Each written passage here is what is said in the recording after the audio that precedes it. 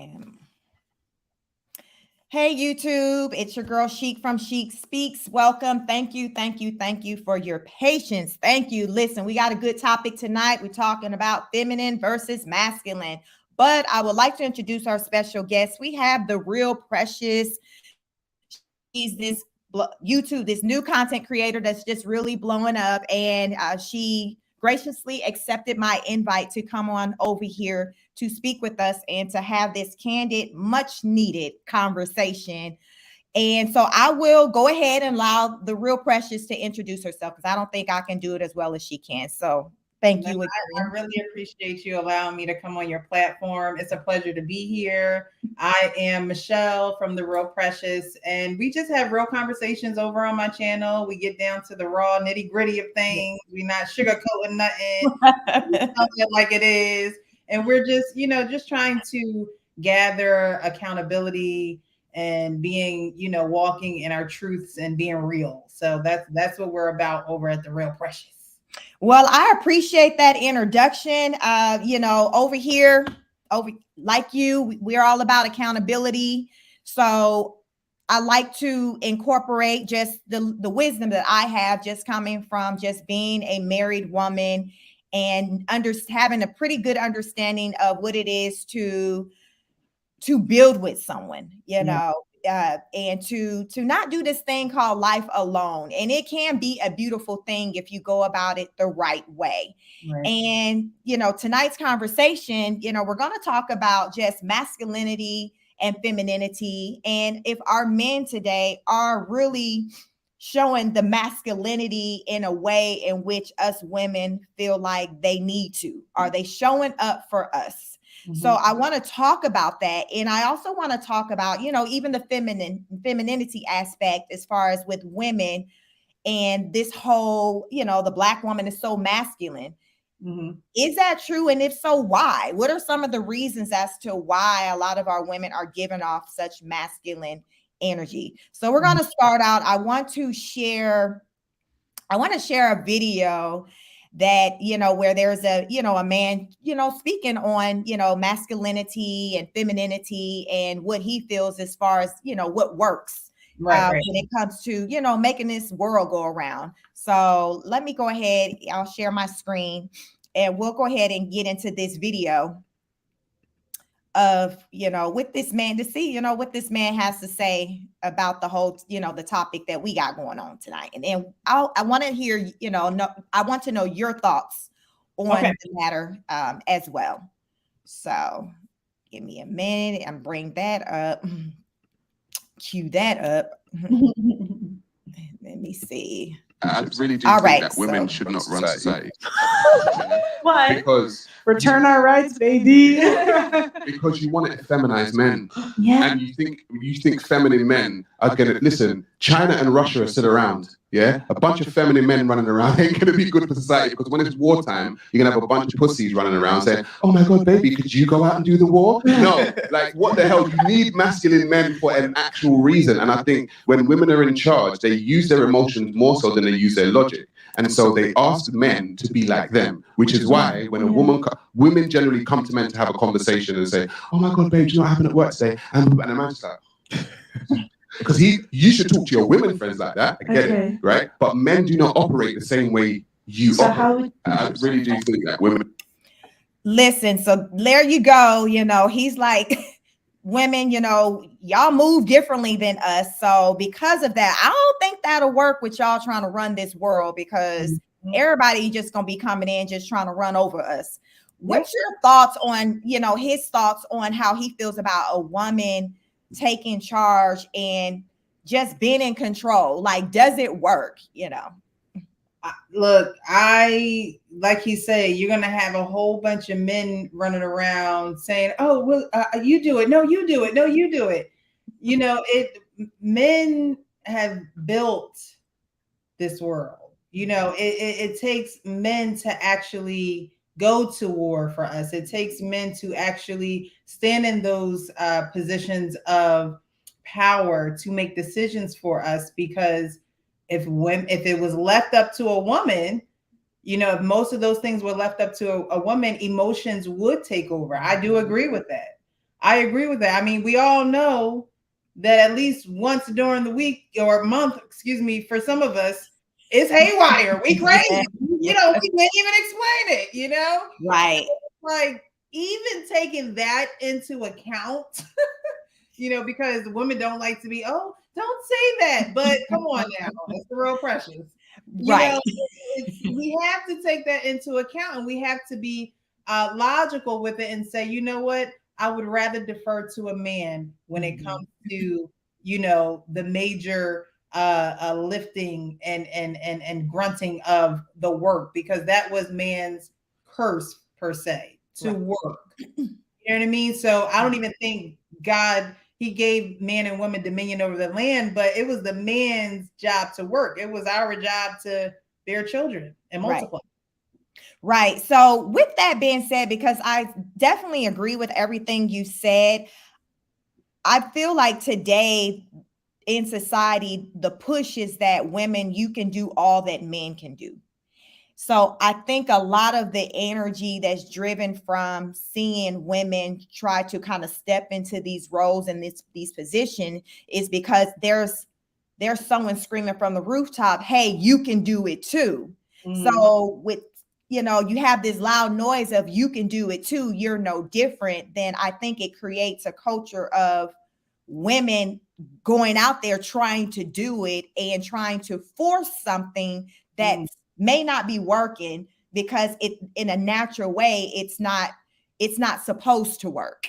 You know what I'm saying? And what I use the example, I tell women also, just even in a relationship, or as I say, I'm married. I've been married almost 18 years, just with the hierarchy. What I've seen is that in relationships where the woman is the lead, there's turmoil, there's problems. And then eventually that gets old to her. She's gonna get burnt out. Yep. She leaves because I've seen women be with men and they pretty much had that dominance in the relationship. And then eventually they get tired because they're like, he ain't man enough for me. Like it gets old. So I feel like women, we want control, but at the same time, we don't, you know, and, you know, and as, you know, Mr. Lega talks about women being delusional. I said all the time, I find women to be very delusional because we're in our feelings a lot. We're all over the place. I know I can be guilty of, I mean, I think it's just an aspect of just being a woman to where we're just all over the place, you know, but I think as long as we recognize that that's what it is and stay in our lanes and do jobs or tasks where that is okay, we're fine. But when we're talking about, say, being in control, being in power, and we're leading everyone, I don't think that's a good thing because as the man said in the video, you know, other countries are like, yo, listen, the Real Precious, she on one right now. We all can probably get blown up today, you know, because, you know, it's that time. So they're going to try to negotiate stuff like, okay, we know this the third week of the month. We're going to hit her. We're going to hit her during the first week of the month. So I think people will try to take advantage of that. Exactly. But I think, I mean, it's okay for us to be feminine and be emotional and all that, but we have to understand and recognize that that's who we are and not struggle so much against that. Right. Yeah. And like you said in the beginning, women, they made women believe that they can do it too.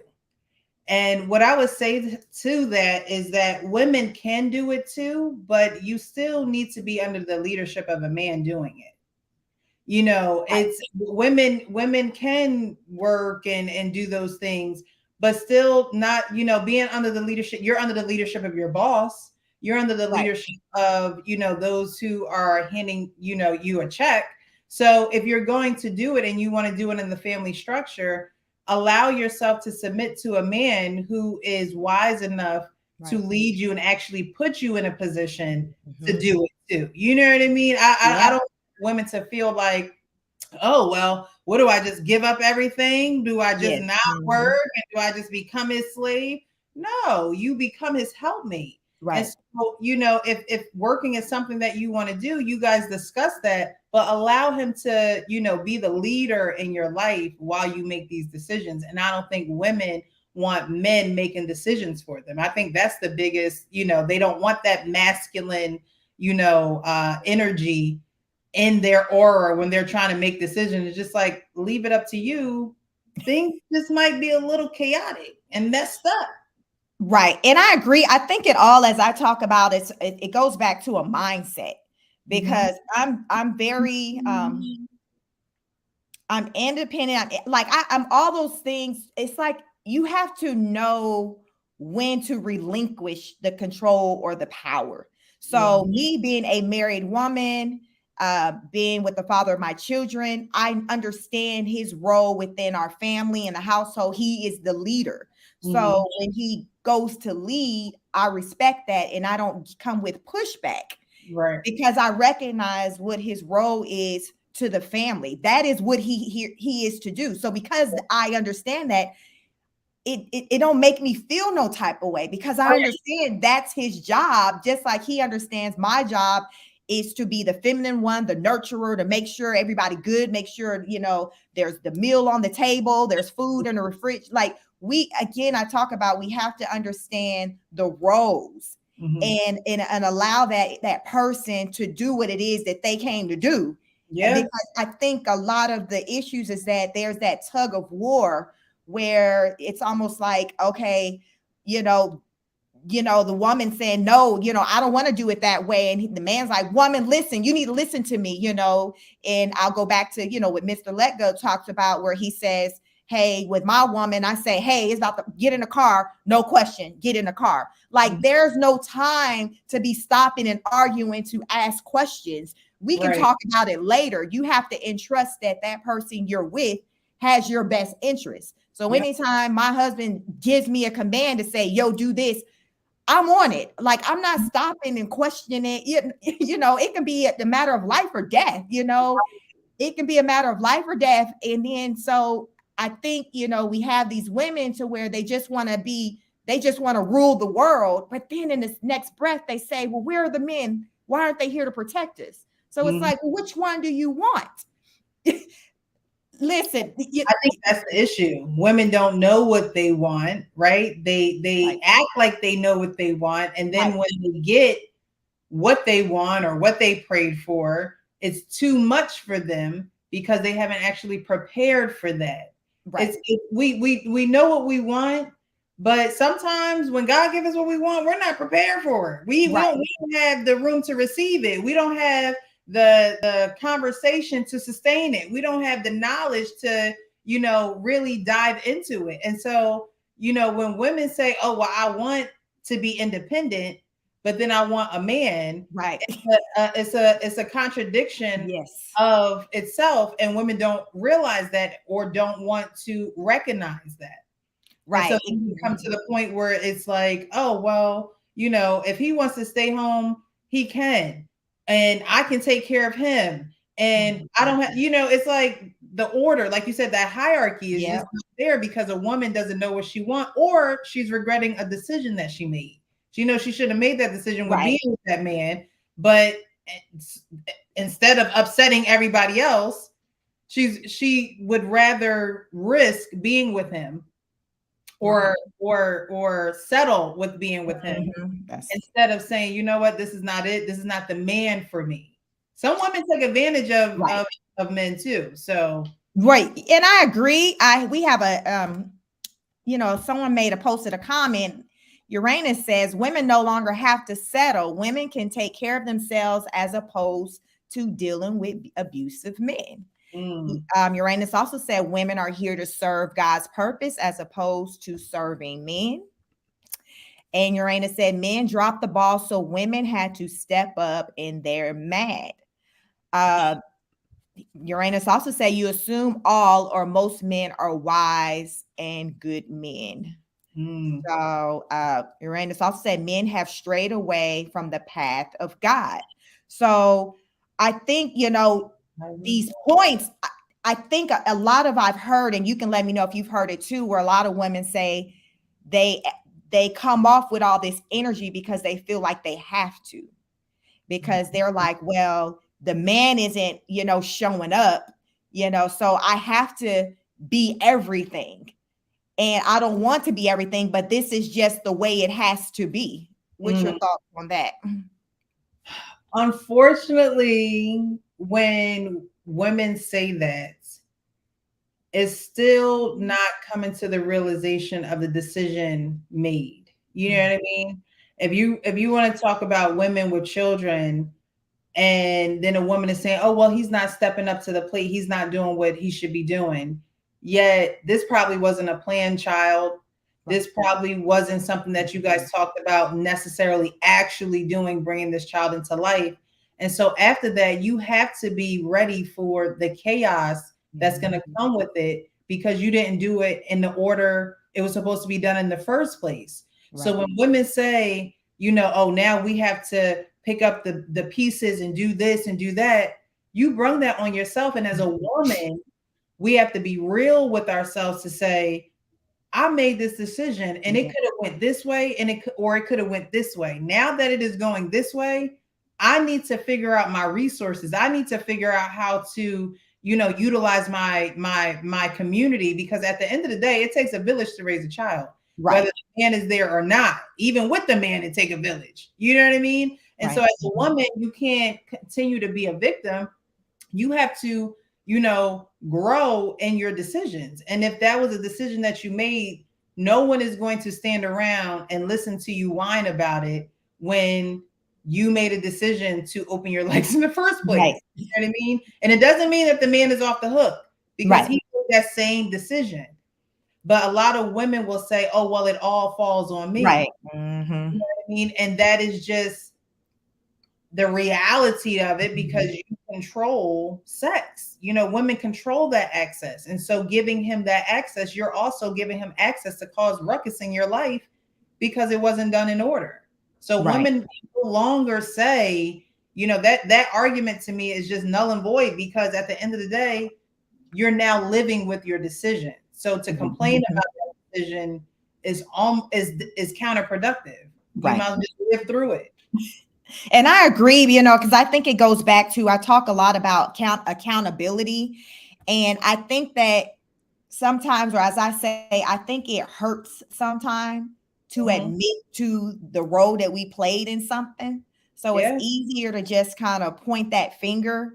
And to me, I find, and I've said it before, I find that women more so than men do that more with just pointing the finger versus sitting in and actually acknowledging that it all began when you accepted the invitation for this person to come into your life. Because that's what it was, everything, because as you said, the woman controls sex, which means that ultimately they have the control over if they're going to be getting pregnant by someone, making the decision if they're wanting that person to be the father of their child. So again, all the way up to making the decision if you're bringing the child into the world. So it's still going back to the woman. But I think a lot of times in a conversation, women want to skip over that part and just solely focus on the quality of that man. But as I always say, you pay attention to the signs that are before you. And the signs are there that this man wasn't hitting on nothing really. The signs were there, but we wanted to believe something that it wasn't, or we had this mindset of maybe trying to change this person or hoping that they would grow up and change. And when they don't meet our expectations, then it's just like, okay, he this, that, and the third, where, well, that was an expectation you put onto him. That's not what he came at you with. That's something that so do that person have to own or try to live up to some image that you wanted them to live up to? Because the way it should be is the person who's coming into your life, the person you're meeting, that's the person you need to be basing all these decisions off of, not a potential. Exactly. Not the potential. Right. You gotta deal with exactly what is given. Yeah. And so, in that case, you can't really complain about it. But I see comments in some comments saying that, men have strayed away too. This masculine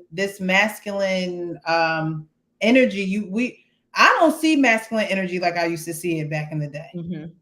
Where men stood up and protected women, and men helped you across the street and, made sure the elderly got from one side to the other. or men holding the door for whoever coming through a door, not even just a woman. You know what I mean? That's to me, that's masculine energy. And I think that a lot of men have strayed away from that because of women saying, "Oh, I'm a woman. I don't need you. I don't, you know." And men are now saying, "Okay, well, if you don't need me, Right. then you know." And they're kind of putting their tail in between their legs instead of actually saying, "You know what? Whether you like it or not, I'm a man, and I'm going to act in my role as a man." You know, you don't cower to a woman who says I don't need a man. No, you continue to be the man.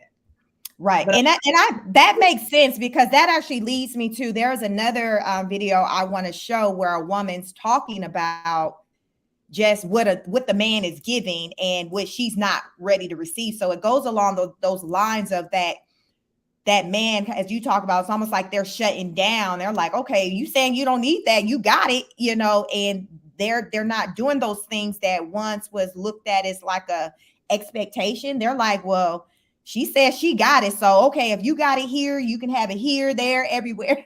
So Right. let me share this video, because I think that it's right on point of, you know, the comment that you made, because this sister, you know, she kind of spoke to that. So let's get into this video.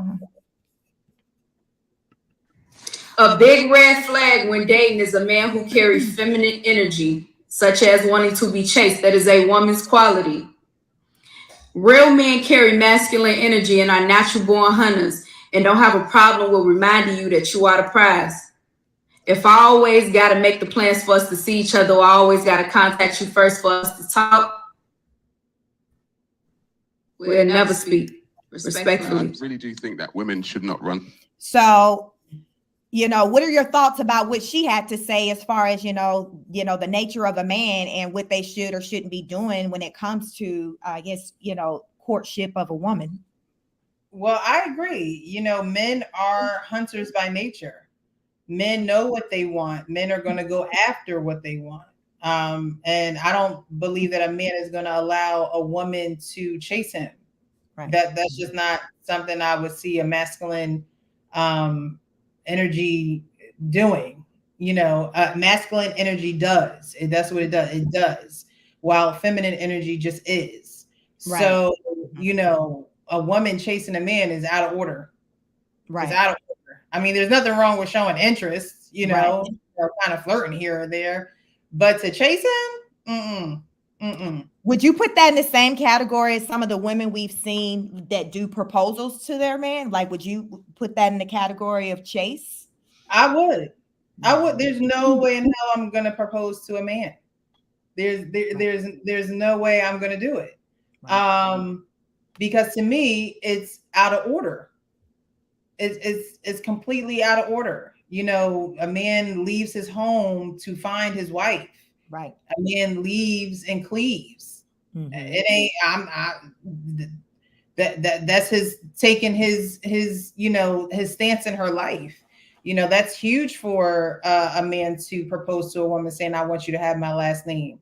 A woman proposing to a man is what? Can I have your last name? How does that even go? Right. I don't even know.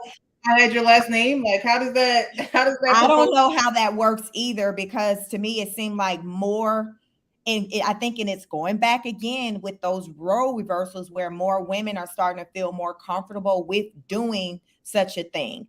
Mm-hmm. And I think it's because as time has gone, we've seen more men fall back on, you know, taking that front row, you know, that front seat role to lead. Mm-hmm. And I think a lot of it with them falling back is them basically going with that energy of, well, you women are saying, but like you talked about, I don't believe that it's right that man should just cower down and just say, okay, well, since this is the direction, ladies, that you're trying to move, I'm going to follow suit. You just need to go on and get you a woman that's going to allow for you to be a man, not step into the feminine role. You know what I'm saying? Like, go get you, go get you somebody else. Right. And I think that a lot of men, but I think when men have that mindset to say, okay, well, I'm just going to subject myself to this, it's almost out of laziness, You know, because you got a lot of women today who are successful, who are making the money, you know, and they just like, okay, well, if sis willing to take care of me, buy me all these things, do that, okay, well, fine, I'm good with, like, they're perfectly fine.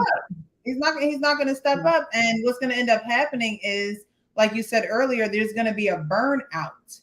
You know what I mean? There's going to be a burnout on her end because she agreed to that, and he also agreed to it. And if a man is not, you know, men to me make rules. They're leaders. They set the tone. And if that is a tone that a woman set in a household with a man, and he didn't necessarily set the tone, you better watch out around that time of the month. You better watch out. You know what I mean? At any time of the month. Right. Because things can go haywire. That's why men, there's a reason why men make laws and set rules, because they're less likely to go back and forth and to waver and to flip-flop, you know? So, you know, any woman setting the rules and trying to, you know, get proposed to men, like, it's out of order, and it's not on a firm foundation.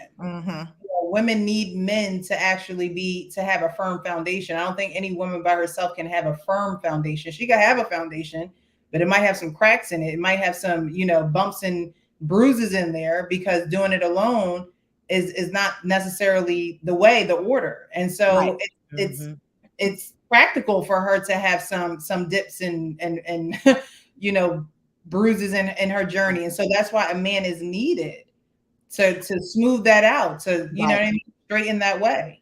And what I've seen, that when it is a role reversal and that woman feels like she's in control, and and there's more of the masculine energy coming from her, she's more apt to emasculate that man more. Like, you know, I saw a video, I don't know if you've seen it, where it was a viral video going around where the husband was like, said he had to choose between paying, you know, his child and his wife, because and the wife started putting him out. And what I had to say, I think Broadway did a show on it, and my comment was, for her to be so confident with what she was saying and put him out, that let me know who was running the show. Because that let me know who was running the show, because if he was in control and leading, ain't no way in hell she would have taken that energy with him. So that lets me know, it sounds like he moved up into her house, or she's the one paying the bills. Because if she was dependent upon him and he was like that in any kind of way, whether it was emotionally, psychologically, financially, she wouldn't have done that. So because she so easily did that, it lets me know that she was not dependent upon him. He was more so dependent upon her. And that's a dangerous situation for a man to find himself in with a woman, because at that point you've lost all control. Like, you can't lead. Like, you messed up. Like, you have no leeway. Like, that man couldn't do nothing but plead or say his case, because he didn't even come back with, what do you mean? It's my house too, or I pay. He didn't say nothing like that. It was strictly like, well, why? You know? Right. And there are situations where, you know, women do make more than the man, but, you know, a woman has to be a mature-minded woman. You know what I mean? To be able to handle that type of dynamic, because it's already, you know, assumed that she's going to feel like she has control of the relationship. So it takes a strong man to be in that position, as well as a strong woman. You know, everybody can't be in that position, because, like that example that you gave, a woman will try to turn her back on you. You know, you trying to provide for your children. Right. She's kicking you out of the house that you both live in. So, like you said, she must be calling the shots there. And, you know, they don't have an understanding of, you know, yes, you make more money than me, right, but I'm the leader and protector of this house. Right. You know, because in those cases, sometimes you don't even know that the woman makes more than a man, because they have such a tight, you know, run such a tight ship that her money is his money, his money is her money. They're not looking at it like that. Right. They're able to provide. And that brings me this. So I found this other video as well that talks about that. Actually, men talking about that. Like, ladies, you need to pay attention and see what kind of man it is that you're welcoming into your life, because it can make a difference on how decisions are being made, you know, if whether or not the best decisions are being made. So let's get into this video, see what these guys have to say. I want to see my man under pressure. I want to see how you react under pressure, because that's going to let me know who you are, especially if I'm in my 20s. That's going to let me know who you are for the rest of your life. That's going to let me know. That's what women need to be. They need to be searching for the right answers. You know what I'm saying? It ain't all about a pretty face and a smile, bro. That don't get you, that don't pay no bills, baby. Not a one. Yeah, That's real. all that don't pay no bills, baby. Them nice ass clothes he got on don't pay no bills. That actually took away from the household.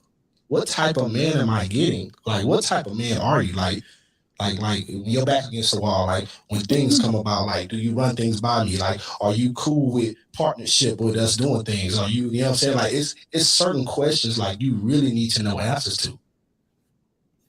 So to me, you know, that's in line with what we were talking about as far as with looking beyond the physical and the surface, but looking at the character. You know, what is this person giving when they show up, when they present themselves to you? Because you hear a lot of women, you know, when they describe their ideal man, they mostly talk about the physical, you know, and that's typically what men do. You know, men talk about the physical, but I hear a lot of women do the same thing. They don't really start talking about those characteristics until after they've been in a situation, and now, you know, they got all these kids. Right. And now they're trying to like pull those characteristics out the sky. Like, Right. oh, now I want him to be this. Yeah. He can't be a liar. He can't be a cheater because they don't already went through a liar and a cheater. Like, you know what I mean? It's like, those still aren't the qualities, you know, it kills me when people say, I don't want to be with a liar or a cheater. Like those things that are in the hands of the other person per se.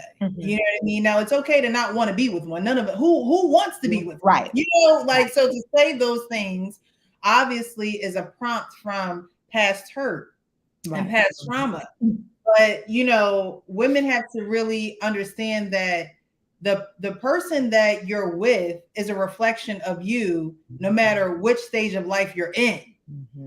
You know what I mean? Like every stage of life that you're in, and whatever person that you're with will always be a reflection of you and the work that you've done on yourself. If you haven't done much work on yourself, you're gonna have somebody that haven't done much work on themselves. Right. They're gonna be reflective of that.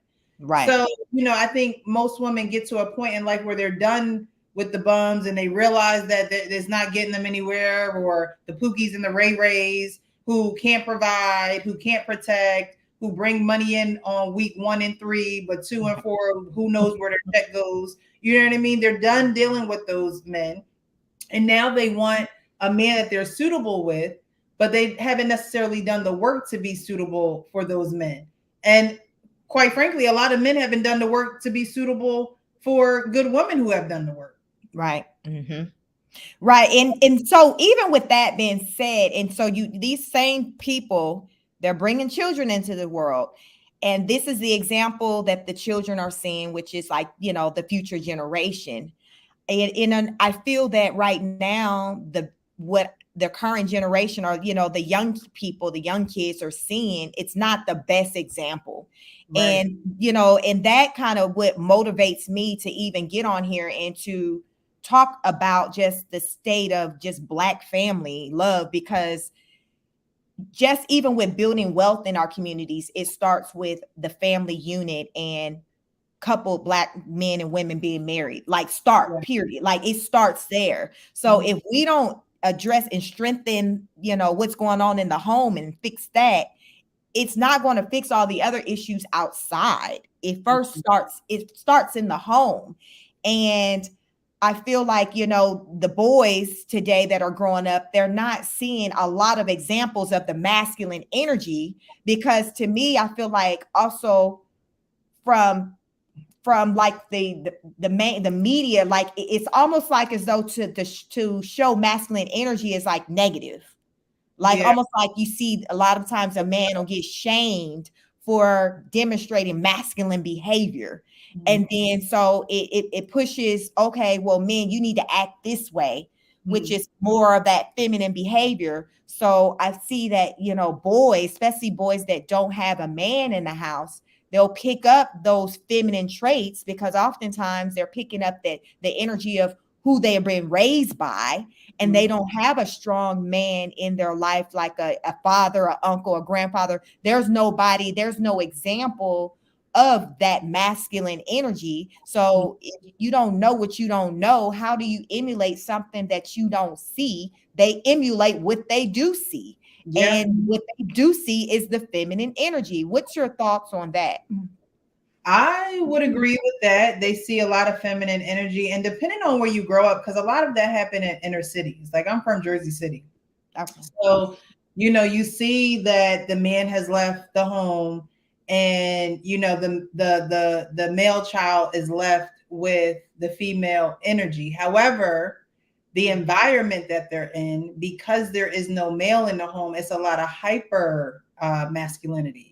Whereas I don't have a man in the home, so I'm going to be big and bad in my own identity because I'm going to make them scared of me because I don't want them to know that I have this weakness of not having a father, of not having that masculine energy in the house, of not having an example of how to really control myself or behave.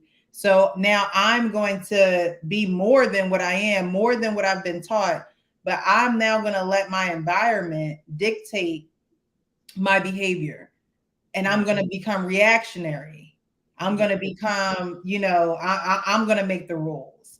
And it's the and inner cities, you don't have a lot of, you know, big brother type of action anymore. I remember going to my cousins over the summer. We would go to like Maryland or whatever, and they would have these rec departments. Like at a certain time, you know, we can go in there and play basketball. Right. Yeah. They had like movies or like meetings where teenagers could go and talk. I don't even know if you have stuff like that. Yeah, I had that too. You know, I'm from California, and from, you know, the Bay Area, Northern California, and I grew up with that very same thing. And really, until you just said something, I haven't even stopped to think about, yeah, if they do have something like that. But that was a means of, you know, getting kids together, interacting. But that was also a time where kids actually were outside playing.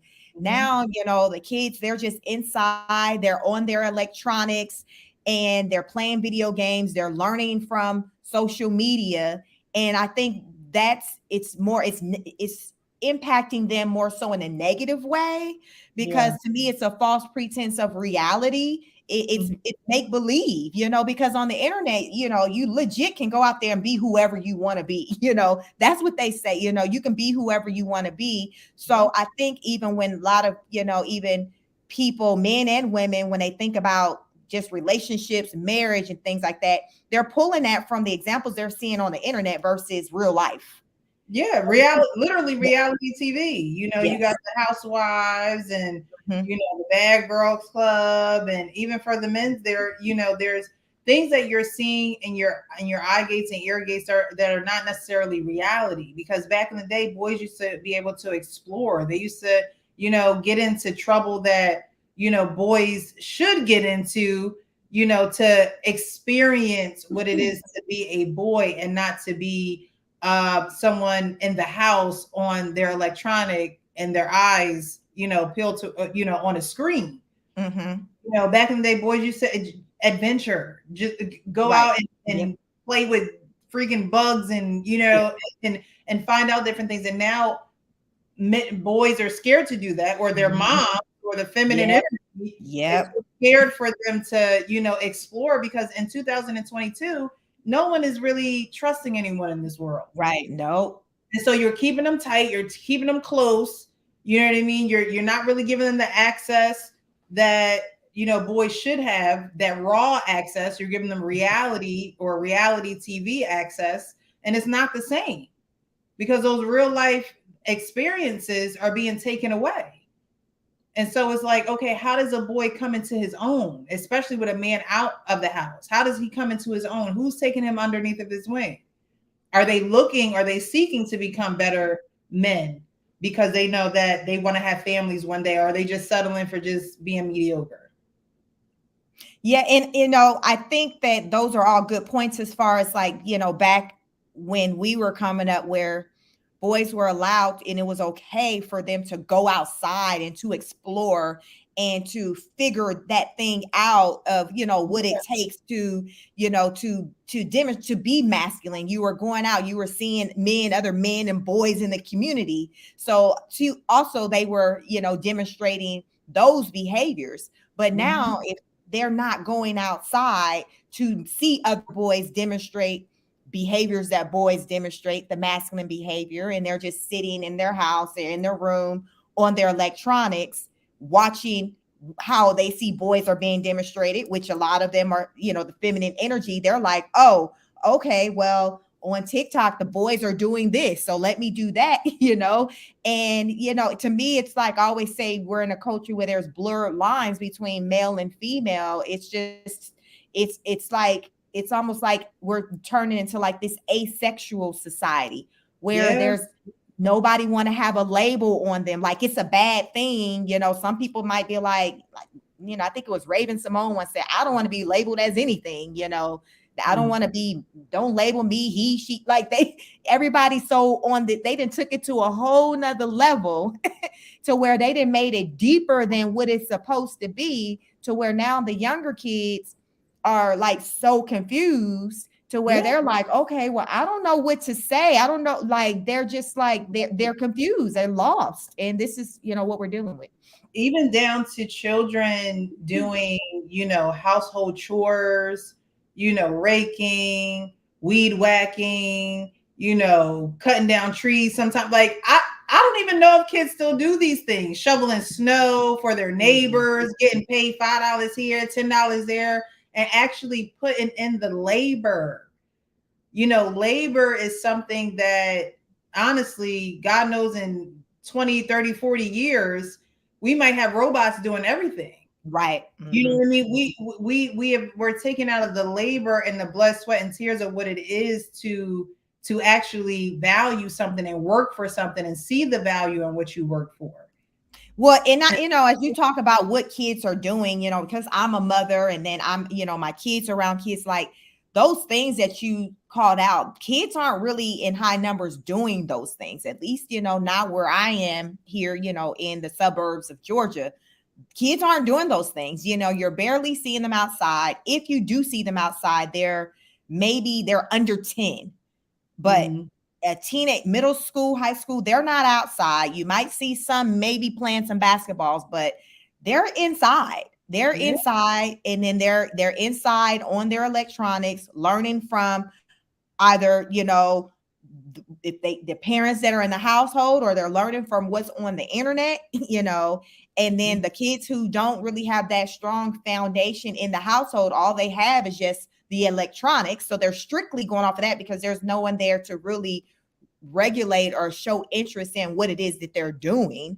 So that's another aspect with, a parent being interested in what it is that their child is doing or engaging in, or stopping to check in and see how they're doing, because a lot of parents don't really even know how their child mentally and emotionally are doing or cope. They could be struggling, and a lot of parents, they completely miss it. They miss it because they're busy just living life, doing whatever it is that they're doing, and they just completely just overlooked or missed. And I really don't think that it's just an intentional, I'm not going to pay attention to my child.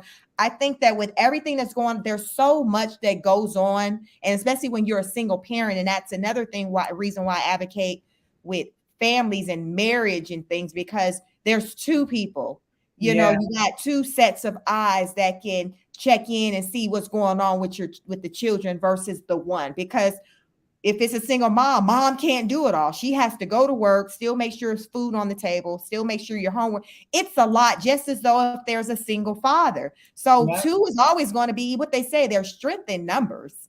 Like that's a real thing. Two is always going to be better than one. And I think people get stuck on just because physically, scientifically, a woman, we can produce, well, we need a man to get pregnant, but once that baby come, we can, logistically take care of that child by ourselves, but it doesn't mean it makes sense for us to take care of that child by ourselves. And I think that's the thing. People get caught up in what you can physically do versus, well, does it make sense to do it that way? It's beyond, what you're capable of doing.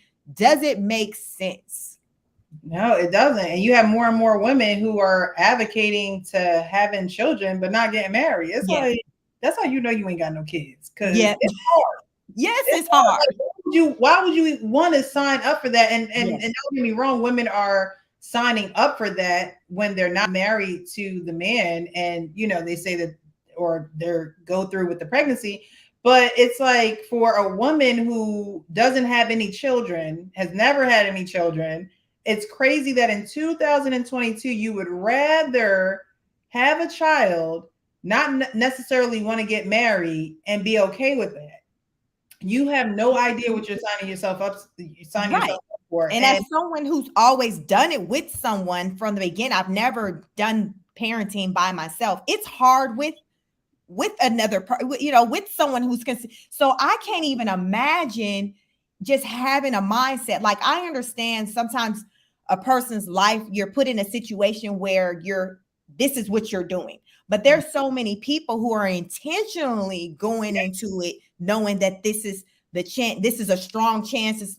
That's the part that I don't get, because ain't no way in hell, like you said, these people don't have kids for you to be encouraging somebody to do that, because I wouldn't dare encourage somebody to do it by themselves. I don't even care what their bank account look like, because it's beyond the finances. It's the energy, life. It's the mental, the physical. It's not always about the money. Sometimes you need somebody to be like, okay, tag you in. I'm tired. I'm tapped out.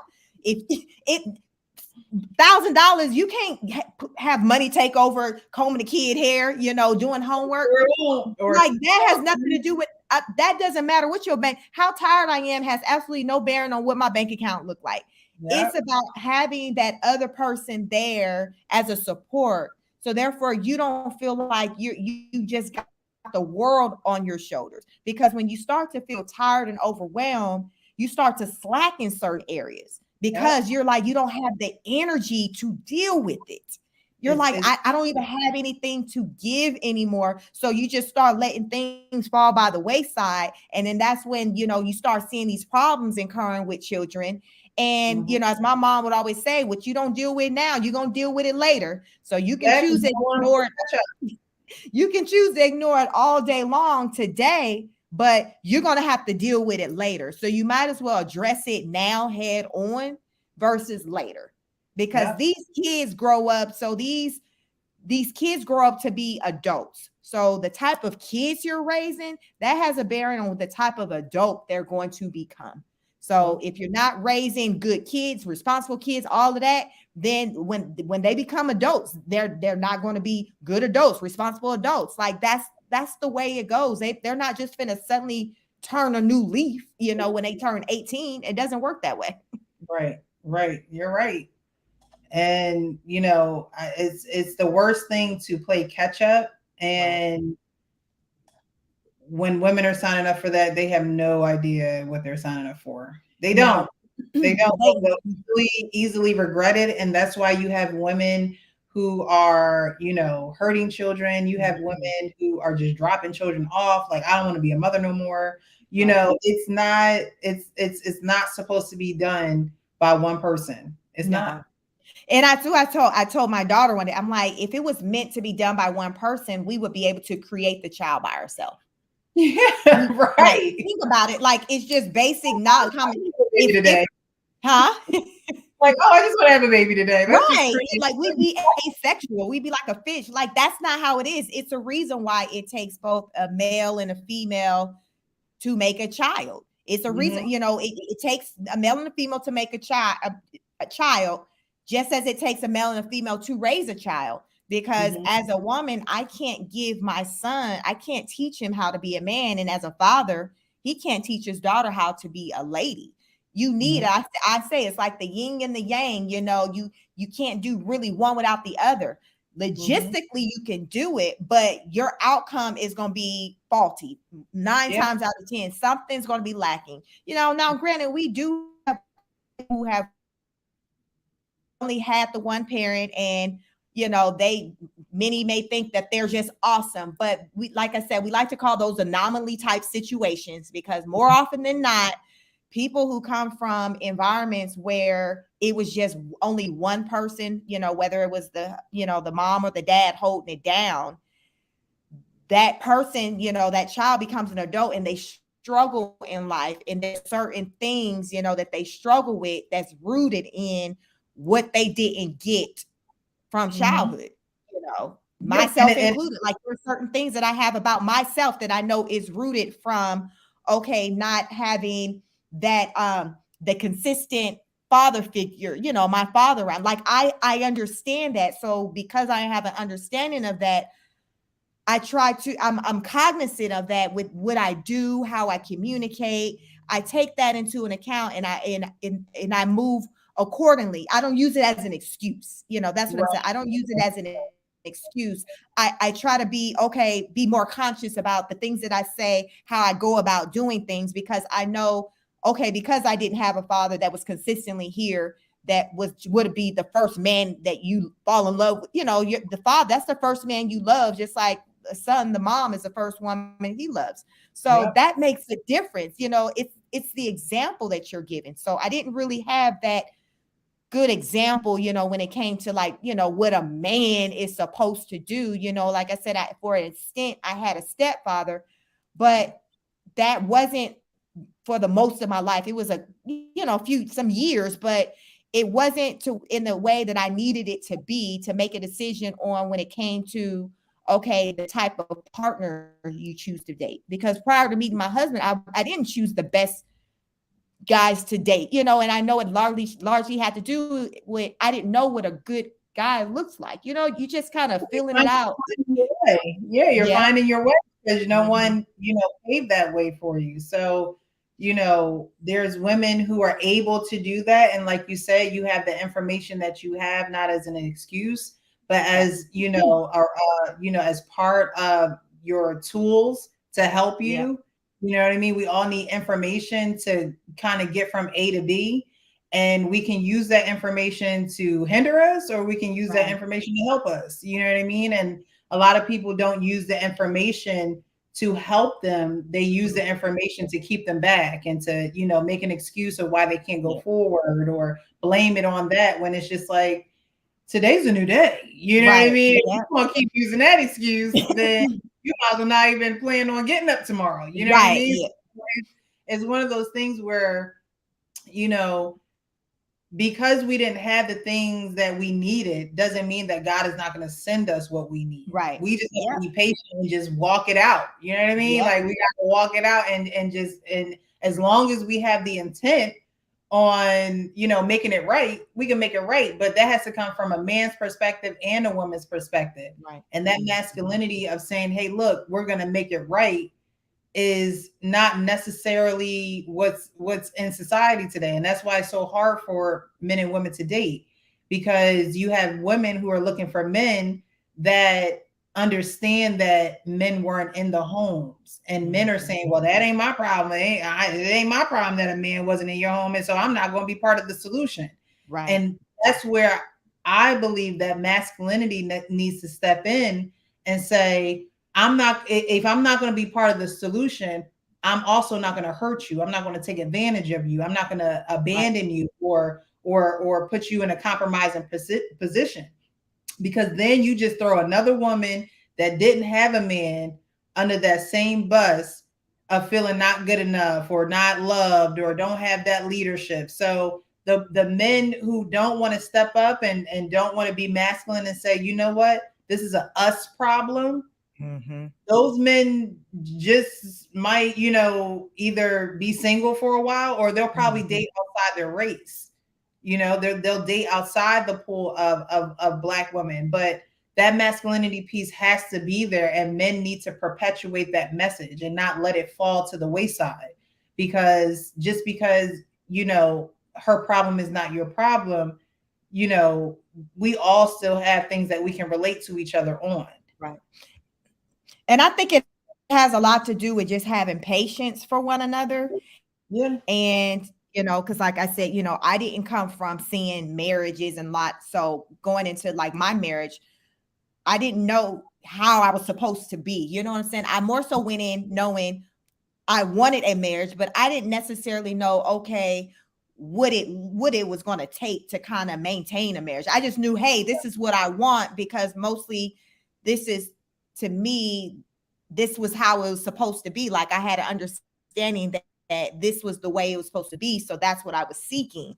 But because I was with someone who knew what it was about, I was open to pulling from that and learning from that, and seeing, you know, he was a man, a masculine man that, okay, well, just because you didn't come from seeing, you know, men in large numbers lead, you know, I am a man that leads, so I'm going to lead. So he made it clear that it wasn't going to be okay for me to overstep and take over, just in me using the reason, well, how we do it over here, this is we lead, you know.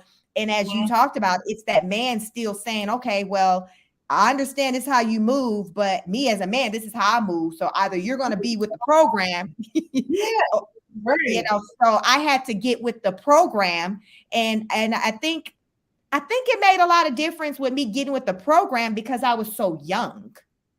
Because I wasn't so set in my ways. And I think that, you know, the older we get, the more set in our ways we become. So because I was newly, you know, a young adult, I was still, as I like to say, I was young enough to still be molded into something different. I like to believe something better, because, you know, I don't feel like it was anything negative. It was for the better. It was for me to undo a lot of like the negative, negative characteristics that I had about myself, coming from a family with just women, being combative, arguing. Like those were characteristics that I initially had. But this man is like, okay, I don't do all that over here. So you're going to be talking to yourself, because, you know, so I quickly learned that. So we don't argue. We don't do that, because I know that's not his energy. So it's like, it ain't no fun. You can't argue with yourself, you know? And you're not trying to change him. You know what I mean? Right. Like you're okay with, or he told you, hey, look, this is me. This is me. You know what I mean? And you're not like, but yeah, but babe, but why? Like, I can't talk. You know, you allow him to be him, and that's why it works. You know what I mean? Right. Because again, he takes that masculine energy and sets the tone. You know what I mean? You curate the atmosphere, but he sets the tone, and once he sets the tone, that's it. Like what we talking about now? Like, you know what I mean? What else is there to talk about? You know, but women, you know, want to be in that masculine so much that they don't want to just, you know, sometimes it's okay to be quiet. You know, it's peaceful. It is, you know. And so it's funny you say that, because with me having to switch gears and to turn off that energy by me matching his, I became to have more of a peace. And I think that translated into just even my relationships outside of my marriage with other people, to where I wasn't really interested in going back and forth, because now it's like it was like a new me. It was in this environment where that's not what we do. So I don't want to do that, you know, anymore, or it just takes me out of my comfort or take too much energy out of me. So it's the mindset of being open and willing to change it for the better, to do something different in order to get a different result.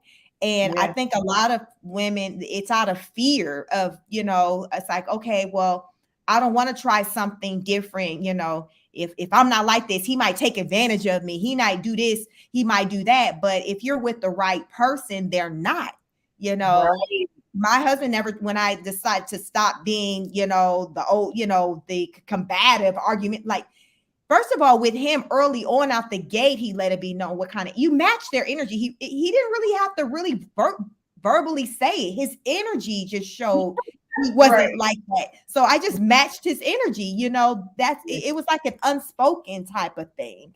Mhm. So because of that, it's like I just kind of conformed to that because it's just like he just had this peace about him. So it's just like it was just a calm. It just made for it to not be a toxic relationship, not, you know, not any of the things that we often have in our relationships. It was just something just different and refreshing. And I'm Mhm. like, okay, I can do this. And it was an energy that I really didn't see or don't see really even in a lot of other relationships. You know, it's just we don't have the toxicity going on. And I think Right. it makes a difference as to why we were able to sustain for as long as we have. 18 Because years. some people might consider, yeah, some people might consider, oh, it's exciting beginning, but sis, is that going to be excitement for 18, 20 years though? You know, Right. at that age, you give you a heart attack. Ain't nobody trying to fall out, you know, trying to fall out because they done goddamn stressed out. And like, ain't nobody trying to do that. Seriously, because like I was saying on another live, like women, you know, will get sick and their physical or their emotional illness will come and become a physical illness. Like, you know what I mean? And even for men, it's not just for women. So it's like you need to know that you can sustain a relationship with someone for a long time because Yep. you don't want to get into a battle where you're in a battle between your emotions and your body is actually dying on you because you can't get your emotions together. Right. Have you ever heard like you'll hear like older couples, like seniors, like 70s, 80s, and they're talking about their marriages and how they made it work. They always talk about like communication and peace. They just have this calmness about them. They're not hype. It's not because that only lasts for so long, Yeah. you know, to where at some point, or as we will hear men sometimes say, like, listen, I'm tired of this. You know, I think a man more so apt get to that point before a woman where they like, listen, I can't do this no more. I need peace because we're Yeah. natural talkers. And, you know, so we as women, when we recognize that that's where that man or our man is, it would behoove us to follow their lead with that because they're like, I'm not with this no more. And next thing you know, they're going to be gone. Whether Yeah. they're gone and they completely leave the relationship or they gone and there's someone outside or they are calling that person their peace. Yeah. That person on the side is their peace. So be that peace at home so that man or woman don't have to go outside seeking the peace because Yeah. at the end of the day, we can't sustain in that toxic type. Like you never see relationships like you'll see those heightened relationships that's heavily toxic, and then next thing you know, they've died out. They're gone. Like because it's just too much. You can't keep that up. You can't keep it up. It's not even humanly possible to keep that up. No, and it weighs a lot. You know what I mean? It weighs on you a lot, and a lot of people will not want to admit that. But that Right. toxic energy it's like a ton of bricks. It's like, you know, it's like bricks tied to your ankle in the water. You know what I Right. mean? There is no, you know, you're trying to swim to the top and you drowning in that. And so people need to rid themselves of that type of energy. But like you said, you have these older couples, you know, they'll say, oh, we don't argue. Yeah. That's not what we do. We don't argue because arguing brings about, you know, just negative energy that will then spill into other things outside of your spouse. You know what I mean? Right. Spill into your work, spill into your children. You popping off on people that you don't need to be in an attitude with because you and your spouse can't get it together. That you know, that's a soul tie. It's a connection when you're with someone. So not being able to get it together is not good. Your home should be your peace. It should be your peace. It should be your safe haven. You should be able to talk to your spouse and be able to de-stress and tell them about what you've been going through, not have them be the root of it. You know what I'm saying? Because when they're constantly the root of it, that's when you're getting into taking your situation outside and bringing other people into your relationship. And that's never good. So you know, so it needs to be to where they are your peace and you're talking to them about what's going on outside. You got to switch it. And again, it's the mindset. And I just think that a lot of us, we don't we don't want to change our mindset. We'd rather just be like, I'm just, I hear so many women that just be like, no, I just give up. I'm just going to be by myself. And I really legit feel like the person that says that is because they're afraid to do their inner work to change. I think that they low key know they got some way about them. They know it, but they don't want to acknowledge it. And then they don't want to put the work in to change it. So they'd rather say, okay, well, I'm just going to steer away from it altogether. Like, I think more people fall into that who say, forget it, just throw in the towel. I quit. And to me, I don't like that. Those are the I don't need a man women. Those are those. I don't need no man. I don't need no man. My daddy did X, Y, and Z for me. I don't need no man. It's like, okay, your daddy raised you. You're a whole adult now. What are you gonna do with yourself? Right. And that's for those who did have a daddy, because a lot of them ain't got no daddy to say. They just simply say, my mama did it, for me, and I raised my kids. I did it. I don't need a man. I've gotten on. And I always wonder these same women, what their life is going to look like when they're 65, 70, and they're by themselves and in a situation where financially they're, having to hold things down, even from just a mechanical, just needing a man's energy. I need my man. Up until this live, like I got started late. I was utilizing this man. Like, I can't imagine not having somebody like that there. He's everything, all aspects, lover, friend, tech support, mechanic, counselor. He everything. So I'm like, who chooses to opt out of something like that? And I understand that you don't have men, men that people might deem as quality. I feel like you have enough out there. I think you are what you attract. Yeah. And I think if you're noticing that you keep attracting men that are a certain way, I think we have to do more self-reflection on what it is that we're giving and be honest about that. Yeah. Because that's the first start. We have to be honest. Like, if you keep attracting trash, you have to stop and reflect, especially if you're seeing other people having something that's not trash. I know I'm not the only one to have somebody who's not trash. So sis, take responsibility, do the work. Stop saying, oh, well, I don't need this, because some of these people who say what they don't need, I can look in their lives and see how their life would be better if they did have it. They wouldn't have to work so hard.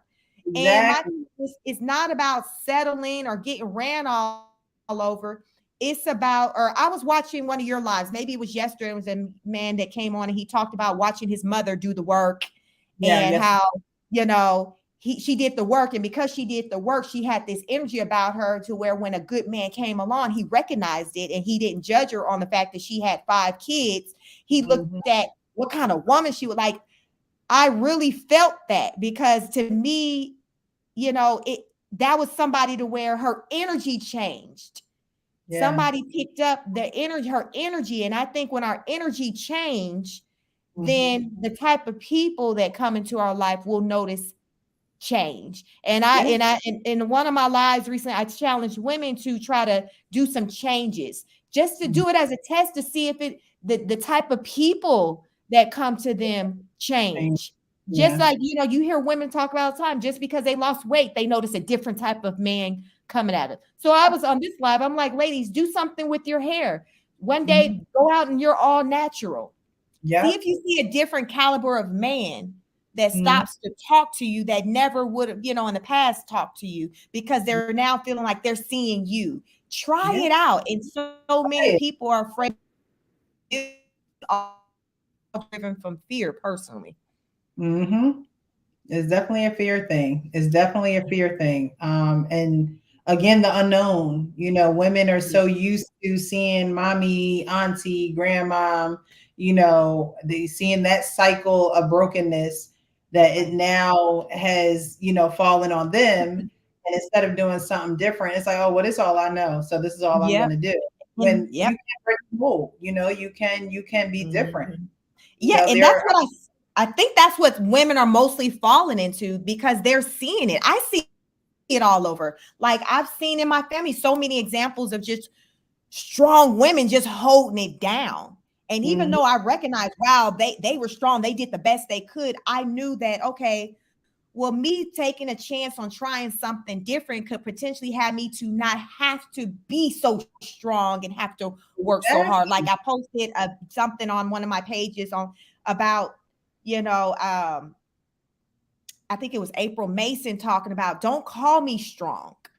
I don't want to be strong. Like I want to be able to be feminine and not have to be doing everything. Like, because the Black women, we're always strong, but Right. it's not necessarily, to me, when it's said about us being strong, people are saying it in a positive, but it's really not, because it's showing that we're working far too hard. We're working harder than what we need to be.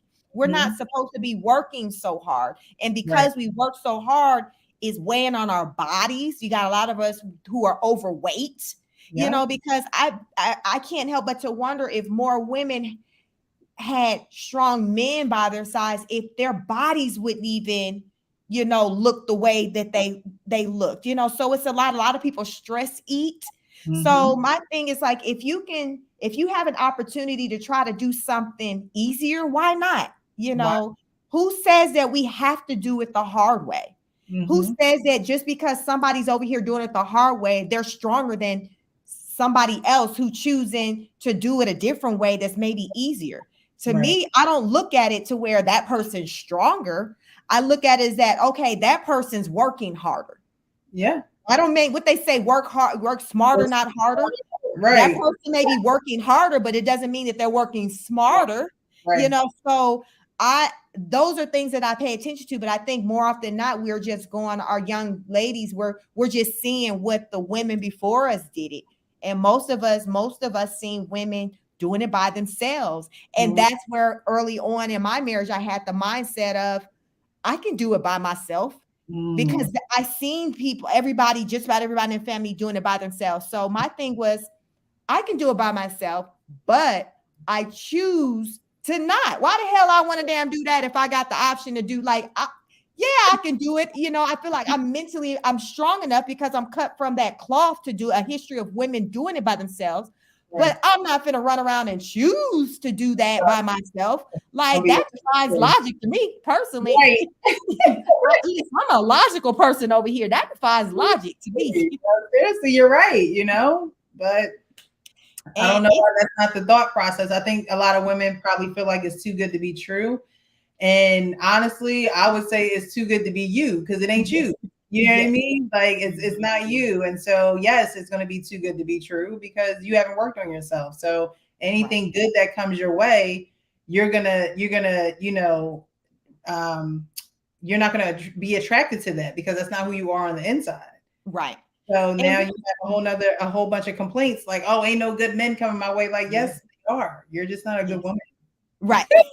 Yes. I mean, he's telling you he wants to, you know, provide and protect, and you don't want to get with the program.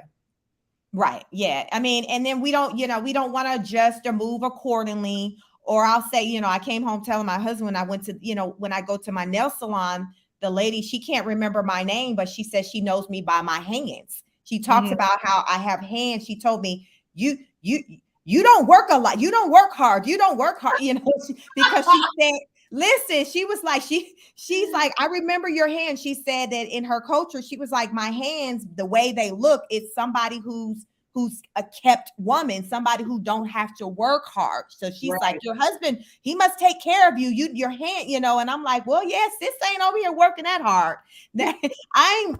I'm not physically working hard. You know, I'm always working. So mentally, I'm always working. But as far as that labor, I'm not working hard like that.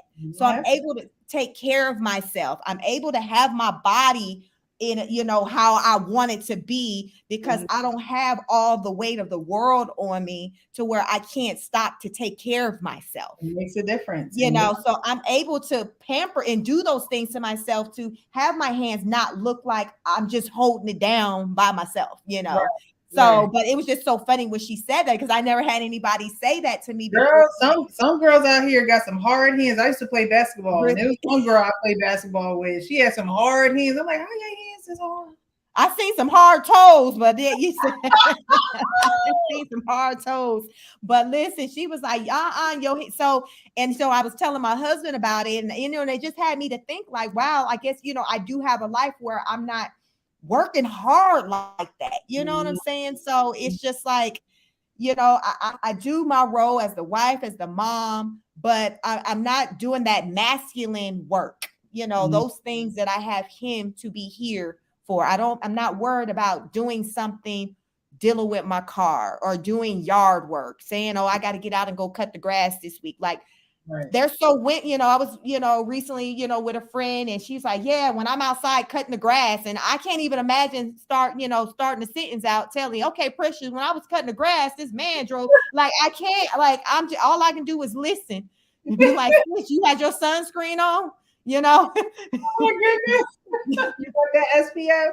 Yeah, listen, like, I just, and I have this funny story. It was a lady I once worked with, and she kept telling her husband, she's wanting him to cut the grass, and he wouldn't do it. He wouldn't find the time to do it. And I know how that is when you want your man to do it when you want to do it, so he got impatient. So he came home one day, and she out there with the lawnmower. She said, girl, he came so fast and took that from me, talking about, you finna make me look bad in the neighborhood. She was like, your ass out there to cut that grass. Yeah, that's what he said. He was like, and I have a similar story when I first became a parent with my son, and I wanted my husband to take my son to get a haircut. So I started cutting it. And then one time I'm like, well, I'm gonna go into the barbershop. Me talking about walking into the barbershop, that was a no-go. So we never had that argument before, because we sometimes will try to take things in our own hands, but a masculine man, they're going to be like, hold up. I hear what you're saying. I was busy, but I see how important that is to you. So I'm going to make a point to make sure that I handle that, because I see, you ain't above good out there making it do what it do, like many of us aren't.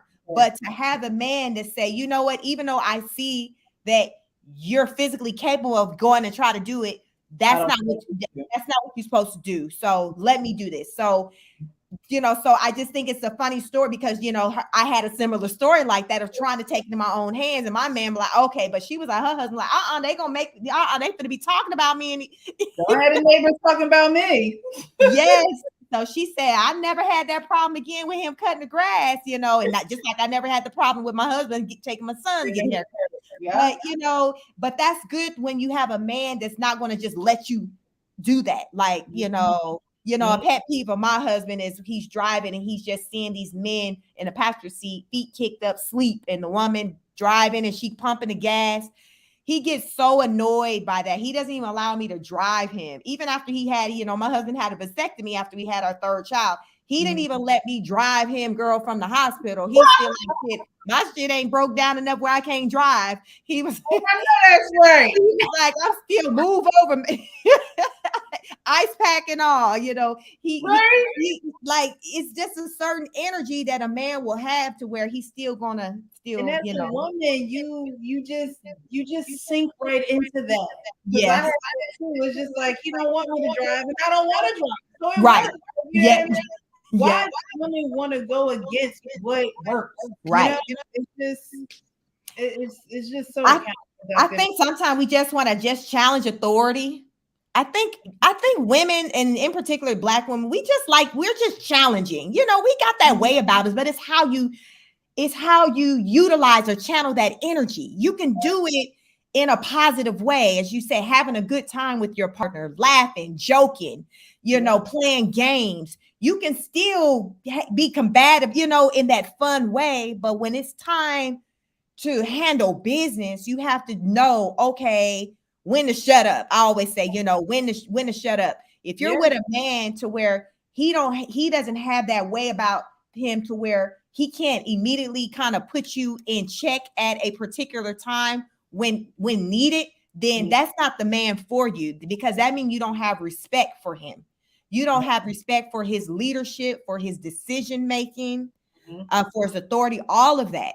And so I know when I can play around with my husband, but then I also know when it's serious, when I need to go on and, go on about my business. Like, I know, you just got to read the room, and it all starts with respect. Yeah. So, I mean, Definitely. I would agree. Because not knowing how to read the room will, definitely, you'll miss out on a lot of opportunities that way. You do. Yeah. And you have no one to blame but yourself. No, right. And I think, that's the case with a lot of women. Lord forbids they say that, but I feel like that is the case for a lot of women. And I'm seeing, I'm feeling like as these women, some of them, as they're getting older, they're starting to have this epiphany, but sometimes it's kind of late. But then you got some that are so bullheaded to where they still don't want to acknowledge it and want to just still name 100 reasons as to why they were right and all the men that they dealt with were wrong. Right. And all I say is, okay, I hear you, sis. I feel like there's fault on both sides, and I'm all about women taking accountability and men taking accountability. And that's what I preach over here on Chic Speaks. I'm all about accountability. It's not about men against women. It's about accountability. Let's put it all out on the table. Let's talk about things from both standpoints. So hopefully, going forward in the future, and I can collaborate more with some men to, to get to hear their perspective over here, because a lot of times, I listen to them a lot and I agree and I understand what they're saying. And I think as a lot of women, just because it's coming from a man, you ever hear they say sometimes it's not about the message, it's who it's coming from. Yes, and I think, say, for example, using Kevin Samuels, a lot of it was more so it coming from him versus, I believe, say, if some of those things he said came from a woman. Yeah. Because some of those things he said, I say, or I've said, and it's a different type of reaction. But no woman want no man telling them, well, this is the reason why you by yourself, because it is. But if a woman tells them, then there is, they can handle it better. It's like, right. It's a less of a blow. Yes.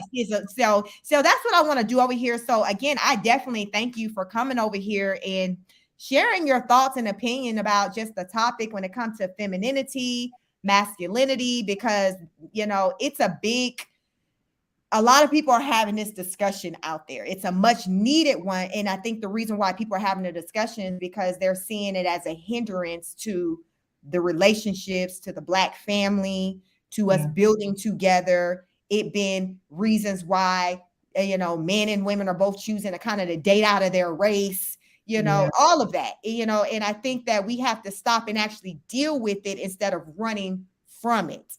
And I think that's kind of what we've been doing. We've been choosing to run from it, but how long can we run? When are we going to get tired and exhausted and be like, you know what, I can't run anymore. I got to try to fix this, and, so that's what motivates me to come out here to speak on, ladies, how can we fix this? How can we get in that mindset of, what we've been doing, it ain't been working. Yeah, I can blame these men all day long, but where is it getting me by me sitting in that? Let me try to work with them. Let me try to engage in some dialogues with them to try to figure out what it is they're saying. Because as we say, if you ask a man, he'll tell you. I don't think enough of us are asking. We're just reacting, and then we're leaving and we're running with our own narrative as to what happened. But when we had that person before us, we weren't stopping to ask the questions. We maybe were interested in talking at, because, we good. We'll talk at you and call it a whole conversation. Yeah. That was built off of I told you, where that man not one time. You're nothing. They went in one ear. Right. But that's a conversation like Precious shit. We had a conversation like, and to him it wasn't.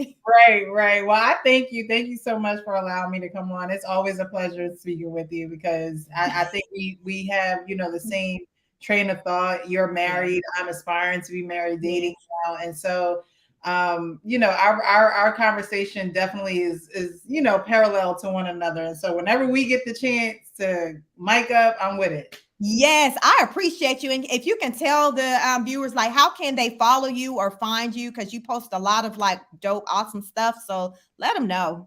Yes, I am at The Real Precious right below me. You can just subscribe to the channel. I post a lot in the community tab. I'm on Instagram at official Real Precious Official, excuse me, Real Precious Official on Instagram. But we go live on YouTube. I try to go Monday, Wednesday, Friday. Now I'll probably pump out a lot of more videos, and like I said, whenever you want to collab, I'm down.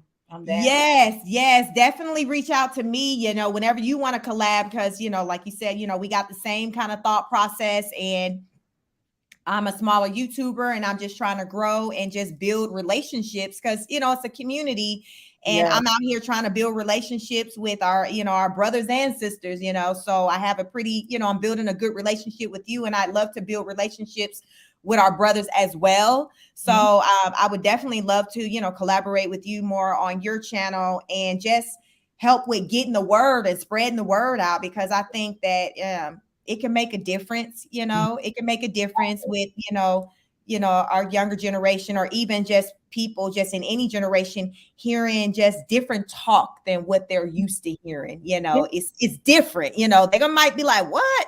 But I think it's something that, if they keep hearing it, it'll start to resonate and be like, okay, because you're aspiring to be married, me being married, and a meeting of the minds, and we kind of meet in the middle. So, how do you argue that? You know what I'm saying? Because you got representation, from somebody who's in that dating rim, and then somebody who's married, and we're both agreeing that these are the things that we're finding working in a relationship where you're dating and in a relationship when you're married. So it's just only logical, as I say, that these are things that you might want to do, if you're looking for somebody, you might want to kind of tune in. Definitely. But we're gonna bring it. So I have a couple of people that I do want to collab with. So I'll definitely drop your name as well. It's people I gotta get in contact with, send some emails. So we'll get it together. Yes, that would be great. And I thank you. And thank you for those who did show up. Please like, share, subscribe. Thank you, for those who dropped a comment. And, this is Chic signing out. I will catch you on the next broadcast. Peace. Yeah.